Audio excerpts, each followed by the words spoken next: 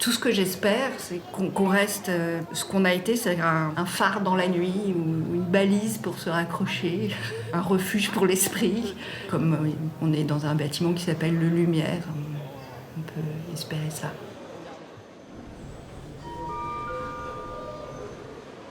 Votre attention s'il vous plaît.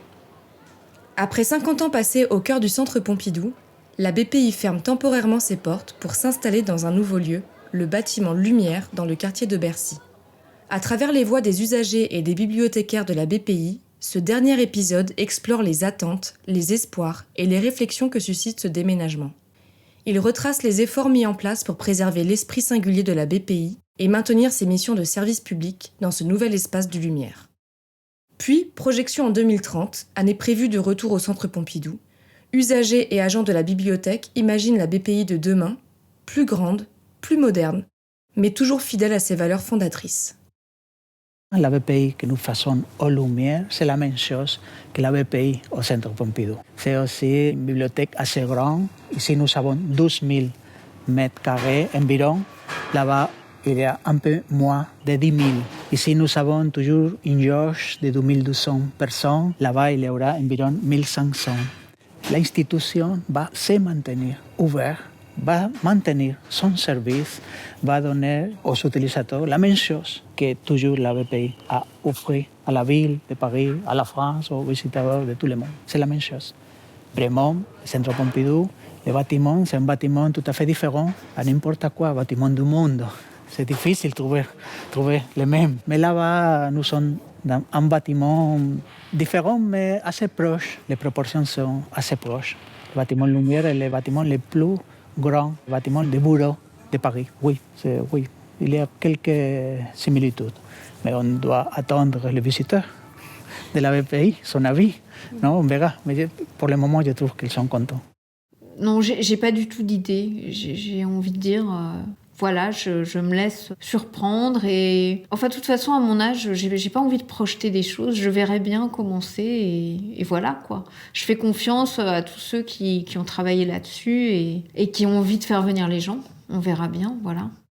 Ma venue à la BPI de Bercy, oui, parce que je suis attaché d'ailleurs à la BPI, donc forcément je serai là-bas parce que je fais beaucoup de temps à la BPI maintenant qu'ailleurs, quoi. C'est pendant la journée, disons. Alors ma venue à la BPI Lumière, je l'attends avec impatience. Je suis très curieuse de découvrir ce nouveau bâtiment, de découvrir ces nouveaux murs, cette nouvelle circulation qu'on va avoir dans ce bâtiment.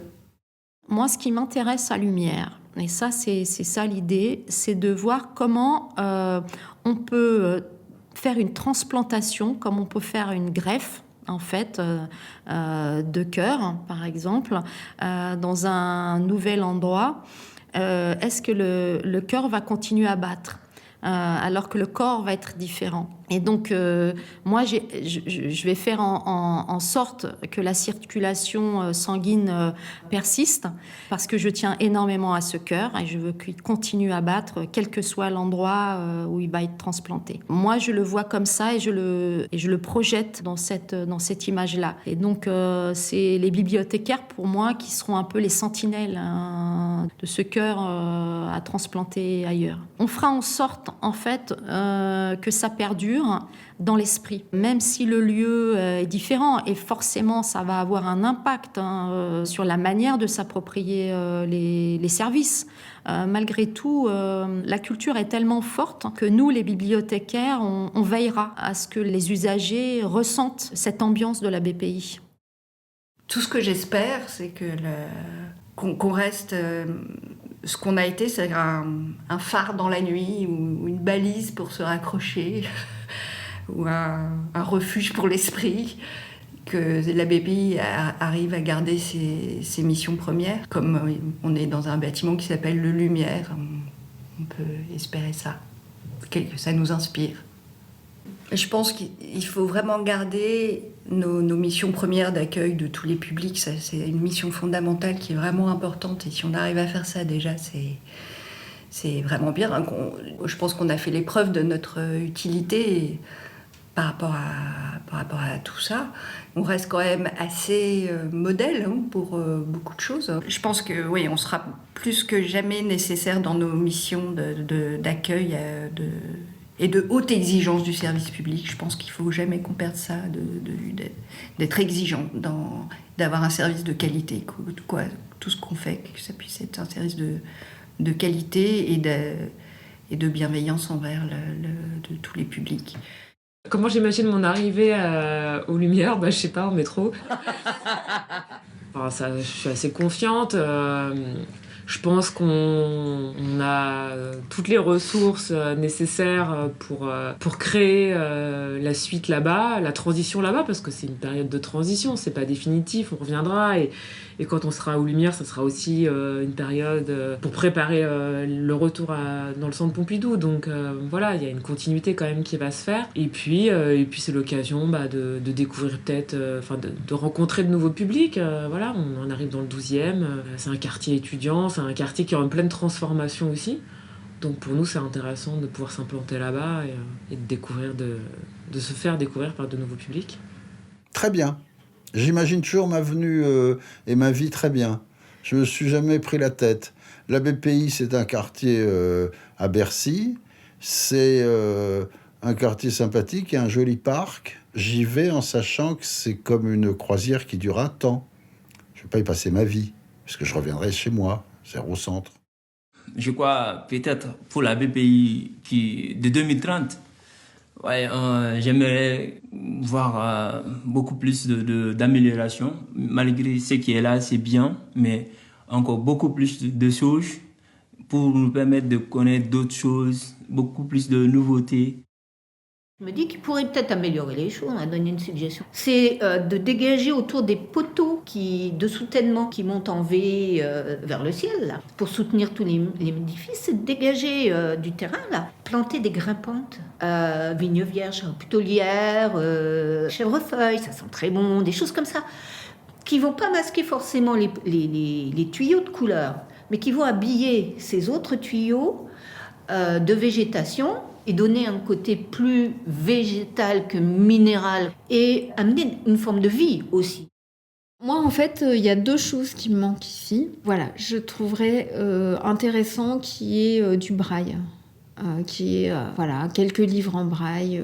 Alors après, voilà, il faut réfléchir à quel livre, etc., etc. Mais pour le coup, je trouve que sur ce plan, on est un peu oublié. Alors, il y a du braille via les machines, mais il n'y a pas de braille papier et je trouve ça un peu dommage qu'il n'y en ait pas sur les rayonnages, quoi. Comme il y a des livres imprimés pour les voyants. Et puis, alors il y a le studio des enfants, mais je trouve que ce serait pas mal qu'il y ait un coin jeunesse, qu'il y ait quelque chose, quoi.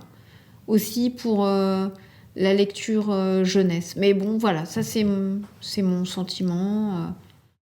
Moi, je rêve de retrouver mon labo de langue, comme c'est là, en fait. Un lieu où on puisse parler, on puisse travailler, faire entre guillemets un peu de bruit, sans que le reste de la bibliothèque nous tombe dessus.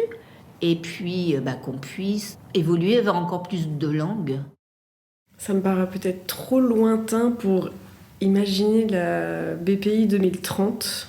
Je l'imagine pas tant changé que ça, en fait. Juste un bâtiment qui sera refait, qui sentira le propre et la peinture Mais en fait, la BPI sera toujours la même.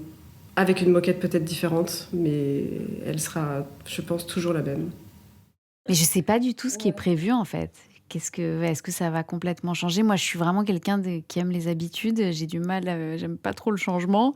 Donc, j'espère que ma vie va pas trop changer et que la bibliothèque va pas trop changer, que je serai toujours dans le coin, que je serai toujours avide de faire des recherches de ce genre-là, que les bibliothécaires seront toujours aussi aux petits soins, aux petits oignons avec les recherches dont j'ai besoin et avec les partages, parce que c'est un vrai partage avec les bibliothécaires.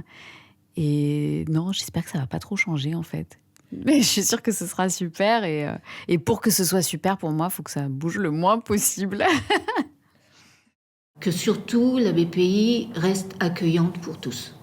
Parce que ça, c'est une chose que j'aime énormément ici, c'est qu'on accueille tous les publics. Moi, 2030, en fait, moi, je serai à la retraite. En 2030, donc en tant que bibliothécaire, je ne reviendrai pas. Après, moi, je suis curieuse de voir comment le cœur qui aura été transplanté dans une navette spatiale sur orbite, comment le voyage, l'atterrissage sur la planète d'origine, mais qui aura été transformé, prendra, quoi. Donc après, moi, je suis toujours curieuse, quoi, de voir comment justement les institutions évoluent. Parce que pour moi, les institutions, c'est les garants de la démocratie. Donc en 2030, si la BPI réussit son atterrissage sur la planète d'origine, pour moi, ça veut dire que la démocratie sera toujours vivante, quoi. Donc bien sûr que j'espère qu'elle sera là. Et moi, j'y reviendrai, je serai la première usagère. En vérité, le projet BPI 2030, allez voir sur notre site, on en parle un petit peu. C'est une bibliothèque un peu plus grande. C'est une BPI avec un rayon jeunesse. C'est une BPI, ce que moi d'ailleurs je trouve très très chouette, c'est une BPI avec beaucoup plus de liaisons et de ponts avec le reste du centre Pompidou. C'est une bibliothèque qui sera beaucoup plus intégrée au centre qui est le centre Pompidou, et moins une bibliothèque derrière une autre porte, celle du centre Pompidou. Et ça, je dois avouer que ça me fait très très plaisir pour les publics et du centre et de la bibliothèque que ces passages entre les deux lieux soient beaucoup plus fluides à l'avenir. Mais on travaille déjà avec les architectes du concours pour voir quels éléments. Je crois qu'il faut toujours garder l'esprit. Ce n'est pas tout à fait nécessaire garder la totalité.